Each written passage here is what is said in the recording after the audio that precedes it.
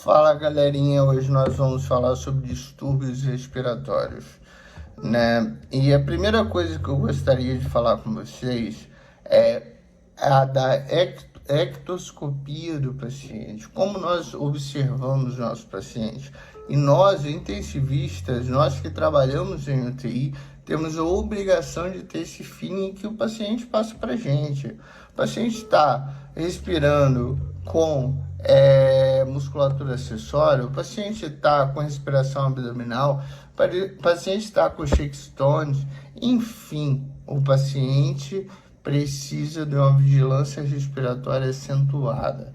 E quando nós decidimos entubar ou não decidimos entubar, isso daí é geralmente a principal pergunta, né? Quando nós acabamos a faculdade e entramos numa UTI ou numa sala de emergência. Como que nós vamos decidir? Primeiro, quando o paciente precisa de VNI, né? Possuímos os pacientes DPO-cíticos. Os pacientes DPO-cíticos são uma exceção dos outros pacientes. Por quê? Porque neles nós temos uma retenção de CO2 crônica e nós podemos tolerar até 6 horas de VNI com ele recompondo o nível de consciência. Outra coisa, pacientes não DPO-cíticos, pacientes normais, reduziu 3 pontos no Glasgow, numa diferença de 1 a 3 horas, nós já devemos entubar esse paciente, que é um paciente, provavelmente será um paciente grave. E a VNI em si serve para quê? Tanto a VNI quanto o cateter de alto fluxo. Vamos falar cada uma especificamente. Mas falando resumidamente, a VNI e o cateter de alto fluxo serve para retirar o paciente da insuficiência respiratória aguda ou serve para simplesmente adiar o sofrimento do paciente e nós errarmos naquela intubação daquele paciente e postergarmos na hora de intubar. Então vamos tentar levar por uma lógica simples, tá? Vamos levar 3 fatores: capacidade vital, PINs e PEs. Capacidade vital tem que ser maior que 20, PINs maior que 30, PEs tem que ser menor do que menos 40. Então, levando resumidamente, lembrando que nós vamos falar isoladamente de cada um, esses fatores nós já consideramos como fatores que podemos considerar uma fadiga respiratória. Qual que é o principal fator de fadiga respiratória? Você sabe? É o PaCO2. É o paciente retentor crônico, está acostumado com CO2 de 50, 60, o paciente faz um PaCO2 de 105, 130, rebaixa o nível de consciência. É um paciente que está fazendo uma oxigenação baixa e também fazendo PaCO2 baixo e depois começa a fazer um PaCO2 alto. O que significa isso? Fadiga muscular. Nós vamos falar sobre isso no próximo tema, sobre hipoventilação primária, nível 1, ou hipoventilação secundária, nível 2. Tá bom? Então, resumidamente, para a galera que está pegando seu paciente com insuficiência respiratória, é o primeiro caso. Tá bom? Viu o paciente lá? O paciente está respirando com musculatura acessória, está respirando com respiração abdominal. O paciente é um paciente que está fadigando, você vê o PaCO2 do paciente subindo, vê a oxigenação descendo, é um paciente muito predisposto à intubação. E o maior conceito de intubação é posicionamento do paciente na hora da intubação. Pelo amor de Deus, posicione seu paciente da forma correta, tá? Eu vou tentar demonstrar um pouco, existem outras técnicas também, mas é uma técnica que eu uso basicamente, tá? Nivela o paciente no seu externo, tá bom? Levando a cabeceira do paciente no seu externo. Deixa em cabeceira zero, ou até mesmo quando a cama não sobe tanto, deixa em cabeceira elevada, tá? Veja a valécula e nunca entube na dúvida. Nunca, jamais entube na dúvida. Viu via aérea, viu as duas linguinhas lá, que significa, né, a via aérea, aí sim você intuba o paciente, tá bom? Pós-intubação, o que nós podemos fazer? Existe uma regra que não é uma regra literária, existe uma regra que é uma regra meio básica para você não trazer malefícios para o paciente, que é a regra dos 6, que eu aprendi com um grande professor meu, não estou autorizado para falar o nome dele, mas ele sabe quem é e eu tenho certeza que ele vai assistir esse vídeo.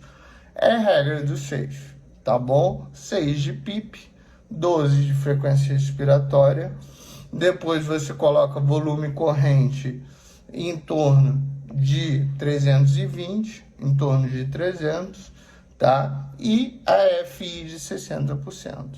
Então é uma regra básica, não é uma regra literária, tá? Mas é uma regra que você não vai trazer benefício nem malefício.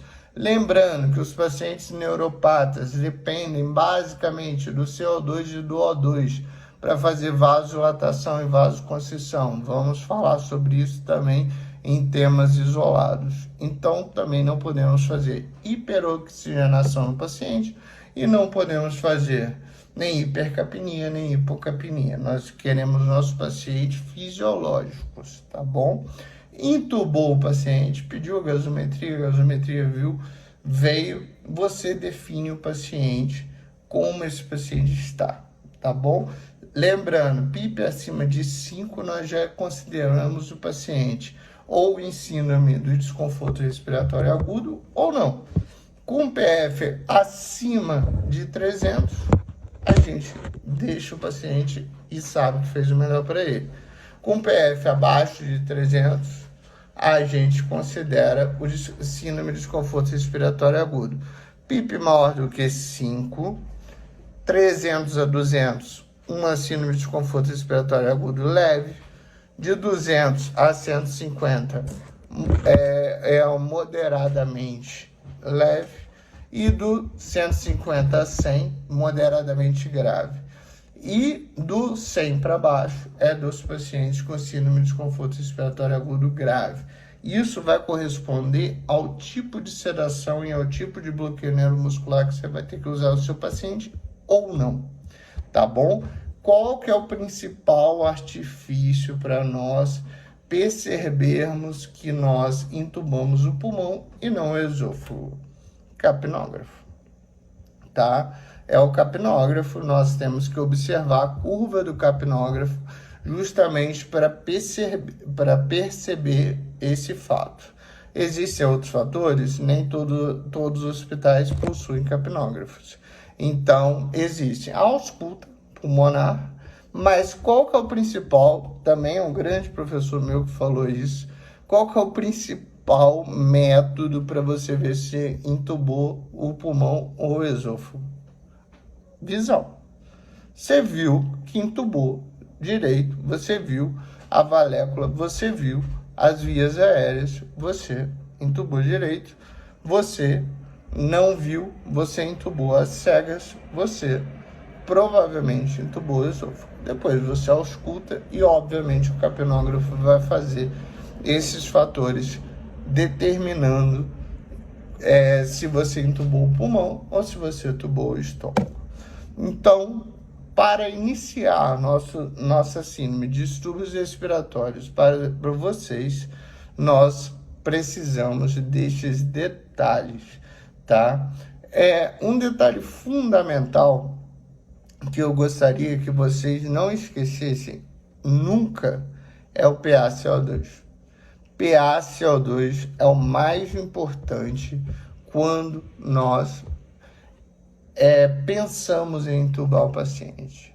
O paciente está subindo PaCO2, o paciente está piorando a musculatura respiratória, piorando respiração abdominal, você olha para o paciente, você olha para a saturação do paciente, você tem aquele feeling do paciente, o paciente fala com você, eu quero ser entubado, tá? Aí sim. Obviamente que ele não fala verbalmente com vocês, né? Ele fala pelos exames e pelo que você olha o paciente. Então o paciente fala com você, eu quero ser entubado. Aí você decide nessa intubação ou não, tá bom? Faço questão de fazer uma aula só sobre esse detalhe, porque esse detalhe, infelizmente, matou muitas pessoas no Covid. E esse detalhe salvou muitas pessoas no Covid. Então, vocês recém-formados, vocês que não têm o costume da intubação ou da indicação de intubação e indicação também de ventilação não invasiva, seja ela com PIP positiva, VNI, ou com PIP não positiva, que faz uma PIP de 3, que é o cateter de alto fluxo, vocês precisam muito disso, tá bom? E nós vamos enfrentar ainda muitas infecções respiratórias, muitas sequelas de Covid e muitas dificuldades, muitos distúrbios respiratórios. Então, um grande abraço para vocês, fiquem com Deus e espero ter passado alguma mensagem e que salvem vidas pelo conceito e pelo amor pelo sacerdócio e a medicina.